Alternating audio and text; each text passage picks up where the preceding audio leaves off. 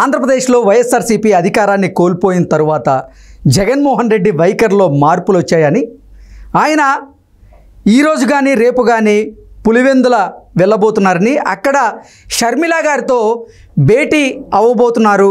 షర్మిల గారితో రాయబారం కుదుర్చుకునే పనిలో జగన్మోహన్ రెడ్డి బిజీగా ఉన్నారు అంటూ ఒక వార్త ఇప్పుడు సోషల్ మీడియా వేదికగా చక్కట కొడుతున్న నేపథ్యంలో ఈ అంశం మీద మనం విశ్లేషణ చేసుకునేటువంటి ప్రయత్నం చేద్దాం. ప్రస్తుతం మనతో పాటు ఉన్నారు తెలుగుదేశం పార్టీ అధికార ప్రతినిధి సూర్యదేవర్ లత గారు. లత గారితో మాట్లాడదాం. లత గారు హాయ్ అండి. జగన్మోహన్ రెడ్డి అధికారాన్ని కోల్పోయిన తర్వాత జగన్మోహన్ రెడ్డిలో కొన్ని మార్పులు వచ్చాయని, ఆయన వైఖరి కూడా మారిందని, అందులో భాగంగానే ఆయన షర్మిల గారితో భేటీ అవ్వబోతున్నారు, షర్మిల గారితో రాయబారం కుదుర్చుకోబోతున్నారు, ఆయన షర్మిల గారితో ఉన్న వివాదాలన్నింటికీ ఒక ఫుల్ స్టాప్ పెట్టబోతున్నారు అంటూ ఒక వార్త ఇప్పుడు సోషల్ మీడియాలో చక్కర్లు కొడుతూ ఉంది. ఈ వార్తలో వాస్తవం ఉందంటారా? అంటే షర్మిల గారు మొన్న ఢిల్లీ పర్యటన కూడా వెళ్ళటం కూడా జరిగింది కదా. సో అక్కడ ఏమైనా హామీలు ఏమైనా తీసుకున్నారా? జగన్మోహన్ రెడ్డి గురించి ఏమైనా వాళ్ళు అక్కడ సూచనలు ఏమైనా పంపారా? ఆ విలీనం చేసే దిశగా ఏమైనా వెళ్తుందా పార్టీ జగన్మోహన్ రెడ్డి? అంటే దేంట్లో విలీనం చేస్తారని? కాంగ్రెస్ లో ఇంకా దేనిలో ఛాన్స్ ఉంటుంది వాళ్ళకి, ఇంకెక్కడికి వెళ్ళగలరు? అంటే కాంగ్రెస్లో ఎందుకు విలీనం చేస్తారు? చేస్తే అయితే గీతే భారతీయ జనతా పార్టీలో ఉన్న విలీనం చేస్తే అతనికి కొంత ఉపయోగకరంగా ఉండే అవకాశం ఉంది. కానీ ఇప్పుడు కాంగ్రెస్ పార్టీలో జగన్మోహన్ రెడ్డి అసలు వైఎస్ఆర్సీపీని ఎందుకు విలీనం చేస్తారు? అక్కడే మీరు ఒకటి ఆలోచించాలి. అంటే గతం వేరు, భవిష్యత్తు ఇప్పుడు వేరు. అంటే గతంలో చేసి ఉండొచ్చు, కానీ ఆయన వెళ్ళలేదు, ముందడుగు వేయలేదు. కానీ ఎప్పుడైతే తెలుగుదేశం కూటమిలో ఉన్నప్పుడు అక్కడ ఎట్లా వెళ్ళగలుగుతాడు? ఎక్కడ? బీజేపీకి వెళ్ళే అవకాశాలు లేవు కదా. ఇప్పుడు కూటమితో ఉన్నాడు, పవన్ జనసేన ఉంది ఆ కూటమిలో. ఈ రెండు పార్టీలు ఆయనకి పడనప్పుడు ఆయన బీజేపీలోకి ఎందుకు వెళ్తాడు?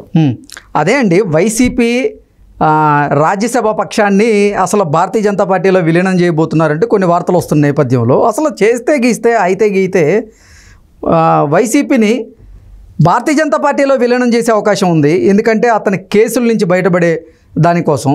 అంతేగాని అసలు పవర్లో లేనటువంటి కాంగ్రెస్ పార్టీలో ఇప్పుడు వైఎస్ఆర్సీపీని తీసుకొచ్చి విలీనం చేస్తే జగన్మోహన్ రెడ్డికి ఏంటి ఉపయోగం?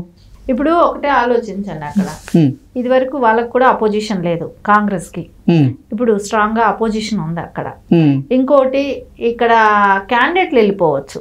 ఇప్పుడు ఎవరైతే రాజ్యసభ సభ్యులు ఉన్నారో వాళ్ళు బీజేపీకి వెళ్ళిపోవచ్చు. సో పార్టీకి సంబంధం లేకుండా, సో వాళ్ళ అవసరాలకు వాళ్ళు వెళ్ళిపోవచ్చు.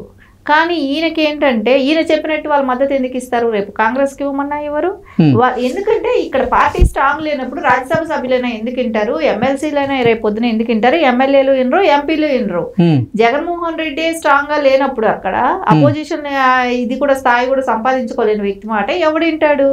సో ఎగ్జాక్ట్లీ ఇప్పుడు అంటే రాజ్యసభ ఎంపీలు కానీ ఇటు లోక్సభ ఎంపీలు కానీ అలాగే ఎమ్మెల్సీలు ఎవరూ చేజారకుండా ఉండేందుకే జగన్మోహన్ రెడ్డి ఒక వ్యూహాన్ని రచించారని, అందులో భాగంగానే ఇప్పుడు ఆ పార్టీ నాయకులతో మేము భవిష్యత్తులో ఎన్డీఏకి మద్దతు ఇస్తామంటూ కూడా ఆయన బహిరంగంగా చెప్పించినటువంటి నేపథ్యంలో ఇప్పుడు ఎన్డీఏ వారు కూడా అలాగే భారతీయ జనతా పార్టీ కూడా ఈ రాజ్యసభ సభ్యుల్ని భారతీయ జనతా పార్టీలోకి తీసుకునేటువంటి ప్రయత్నం చేయదు అంటూ కొన్ని వార్తలు వస్తున్న నేపథ్యంలో ఇప్పుడు అసలు జగన్మోహన్ రెడ్డి నిర్ణయం ఏంటి?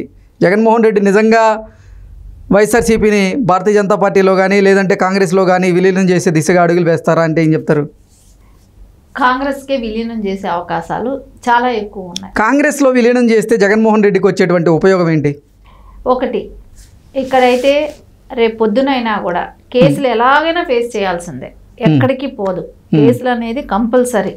సో నెక్స్ట్ ఏమైనా ఒకవేళ అవకాశం ఉంటుందేమో, కాంగ్రెస్ వస్తుందేమో నెక్స్ట్ టర్మ్కైనా. సో ఇప్పటి వరకు నేను కేసులు ఫైట్ చేస్తూ ఉండొచ్చు, సరే జైలుకి వెళ్ళొచ్చు. ఇక్కడ ఎలాగో బీజేపీలోకి అయితే వచ్చే అవకాశాలు లేవు. బీజేపీలోకి రావాలంటే ఆయనకి పడే పర్సెంట్ ఓటు ఏదైనా ఉంటే కూడా అది కూడా కొంచెం వాళ్ళ మతపరమైన ఓట్లు కూడా కొంచెం ఉంటాయి కాబట్టి అవి బీజేపీకి వెళ్తే అంగీకరించదు కాబట్టి అందుకని ఆయన బీజేపీకి అంటే లోపాకారితనంగా సపోర్ట్ చేయొచ్చు, కానీ బహిరంగంగా అయితే ఎట్టి పరిస్థితుల్లో ఆయన సపోర్ట్ చేయడానికి కుదరదు. సో అందుకోసం ఏం చేస్తున్నాడు, ఓపెన్ గా అయితే కాంగ్రెస్ కే సపోర్ట్ చేస్తాడు, ఇంటర్నల్ గా చేయాల్సి వస్తే బీజేపీకి చేస్తాడు.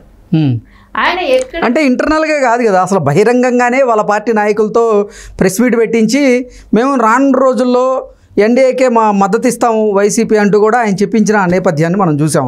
మాకు రాజ్యసభలో బలం ఉంది, ఎన్డీఏకి అవసరమైనప్పుడు మా బలాన్ని వాళ్ళకి ఉపయోగిస్తాము, వాళ్ళకి మద్దతు తెలుపుతాం అంటూ కూడా వాళ్ళు చెప్తున్నారు. ఎన్ని సంవత్సరాలు ఉంటది వాళ్ళ బలం, ఎన్ని సంవత్సరాలు ఉంటది రాజ్యసభ ఇది ఎన్ని సంవత్సరాలు ఉంటది? తర్వాత అయినా తెలుగుదేశం కావాలి, జనసేన కావాలి కదా. సో ఎప్పుడైనా వాళ్ళకి అవసరం ఎవరితో? జనసేన తెలుగుదేశంతోనే కదా. సో అలాంటప్పుడు బీజేపీ ఎందుకు ఇలాంటి కేసుల్లో ఇరుక్కున్న వ్యక్తికి మద్దతు ఇచ్చి ఆ రాజ్యసభ సీట్ల కోసం ఎన్ని సంవత్సరాలు వాళ్ళు జగన్ తో పొత్తు పెట్టుకోగలుగుతారు? సో అలా అంత ఆలోచించకనైనా వాళ్ళు తెలుగుదేశంకి పొత్తుకొచ్చారు బీజేపీ. సో వాళ్ళకి తెలుసు ఏ అంటే ప్రజా వ్యతిరేకత ఏ స్థాయిలో ఉంది, తారా స్థాయిలో ఉంది. ఆ వ్యతిరేకతని కానీ విజయసాయి రెడ్డి గారు మాత్రం అసలు భారతీయ జనతా పార్టీ మొదటగా పొత్తు పెట్టుకునేందుకు వైసీపీని సంప్రదించింది, వైసీపీ నిరాకరించడంతోనే భారతీయ జనతా పార్టీ పెద్దలు తెలుగుదేశం పార్టీతో పొత్తు పెట్టుకున్నారంటూ కూడా ఆయన ఒక ఇంటర్వ్యూలో చెప్పినటువంటి సందర్భాన్ని మనం చూసాం. అంటే ఇప్పుడు వాళ్ళు వాళ్ళు చిత్కరించుకున్నారనేది ఎవడైనా చెప్తాడా? వాళ్ళు మమ్మల్ని చేరనివ్వలేదు అనే విషయం ఎవడైనా చెప్పుకుంటాడా? బయట వస్తే అక్కడ లోపల ఎన్నైనా తిట్లు తినివ్వండి, ఎన్నైనా మాటలు పడతారు. బయట వస్తే ఏమేం కలవలేదు, మాకు ఇష్టం లేదు అని అంటారు, అంతే కదా. సో వాళ్ళు ఎక్కడ ఖచ్చితంగా అక్కడ వాళ్ళు మమ్మల్ని పిలిచారు, మేము ఒప్పుకోలేదు అనేది బయట వచ్చినాక చెప్తారు. అక్కడ కాళ్ళు పట్టుకునేది ఎవరికి కనపడదు కదా. ఎందుకంటే వాళ్ళ కాళ్ళు పట్టుకునే అవకాశాలు కూడా ఎక్కువ ఉన్నాయి. ఎందుకంటే వాళ్ళు ఉన్న కేసులు అవి. సో రేపు పొద్దున ఈడీ కేసులు ఇవన్నీ ఎదుర్కోవాల్సింది ఉంది. సీఎం అయిపోయాడు, ఇప్పుడు రేపు పొద్దున 19వ తారీఖు కోర్టుకి అటెండ్ అవ్వాలి. ఇవన్నీ కూడా పరిస్థితులు కనపడుతున్నాయి. సరే ఇప్పుడు విజయం వచ్చింది, స్క్రీన్ లేక్ వచ్చింది, రేపు పొద్దున పులివెందులలో రాజశేఖర్ రెడ్డి గారి జయంతి జరుపుతారు. సో ఆ జయంతి సందర్భంగా అనని చెల్లెలు ఏమైనా కలుపుతారా? ఒకవేళ షర్మిల గారు నిజంగా అవన్నీ మర్చిపోయారా? గతం మర్చిపోయి కలుస్తున్నారా? లేకుంటే షర్మిల గారిని నేను పక్కన పెట్టి నాకు ఆ పిసిసి అధ్యక్ష పదవి ఇవ్వని ఆయన అడుగుతాడా? ఇవన్నీ చూస్తా అంటే ఖచ్చితంగా ఒక్కొక్కసారి ఏవి షర్మిల గారితో కలిసే అవకాశాలే ఎక్కువ కనపడతాయి. ఎందుకు అంటే మొన్న జరిగినటువంటి సార్వత్రిక ఎన్నికల్లో జగన్మోహన్ రెడ్డికి అలాగే వైఎస్ఆర్సీపీకి కాంగ్రెస్ వల్ల నష్టం జరిగిందని జగన్మోహన్ రెడ్డి భావించారా? అందుకే షర్మిల గారితో ఉన్నటువంటి వివాదాలను పరిష్కరించుకోవాలి అనే విధంగానే షర్మిల గారితో భేటీ అవ్వబోతున్నారా జగన్మోహన్ రెడ్డి అంటే ఏం చెప్తారు? అవ్వాల్సిన అవసరం కూడా ఇక్కడ ఆవశ్యకత కనపడుతుంది, అవ్వాల్సిన పని కూడా అవసరం అవుతుంది. ఇక్కడ ఎందుకంటే తల్లి చెల్లి నిన్ను చూసి భయపడుతున్నారు. సో అలాంటప్పుడు వేరే వాళ్ళు నీ దగ్గరకు వస్తారా?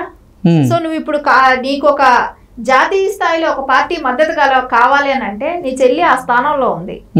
సో ఖచ్చితంగా నీ చెల్లి దగ్గరికి వెళ్ళి ఇప్పుడు సరెండర్ అయిపోయినట్టే కదా. నువ్వు వెళ్ళి ఏ రోజైతే కలిసావంటే ఆ రోజు నువ్వు చెల్లితో సరెండర్ అయినట్టే. చెల్లి చెప్పినట్టు నువ్వు వినాల్సిందే. రేపు పొద్దున నువ్వు జైలుకి వెళ్ళినా ఆ పార్టీ బాధ్యత అవన్నీ చెల్లే చూస్తుంది, ఇంకా షర్మిల గారే చూస్తారు. సో ఇప్పుడు భారతీ గారు వెనకడిగేసినట్టేగా.